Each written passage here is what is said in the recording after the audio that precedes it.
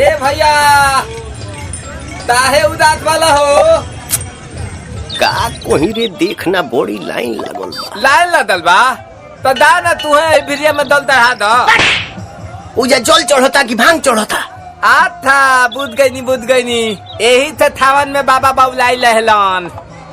अरे तो एकर कोनो उपाय बा? बानू इनता ते दो थल दली पियावे ते परी। का रे? अब थू ना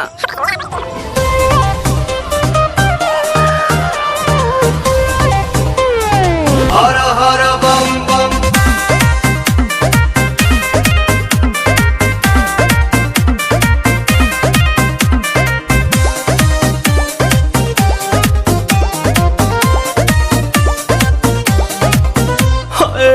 टेंशन में रहतानी काहे भोले दानी अभांगा जा छोड़ दी साफा लइकन के कहल मानी ताजा ताजा लाइल बानी अखिया खोली देख ली ना पीली पुदीना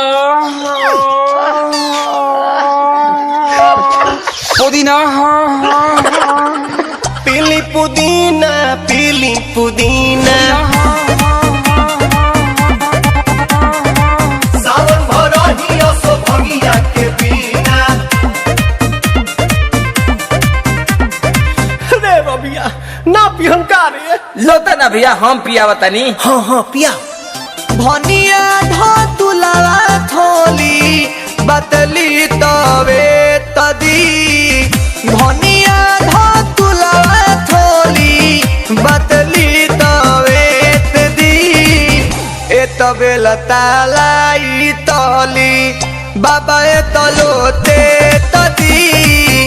ए तबे लतालाई तली बेलूरा ताता तली जनतानी बाबा रउआ भंगिया के बिना कम न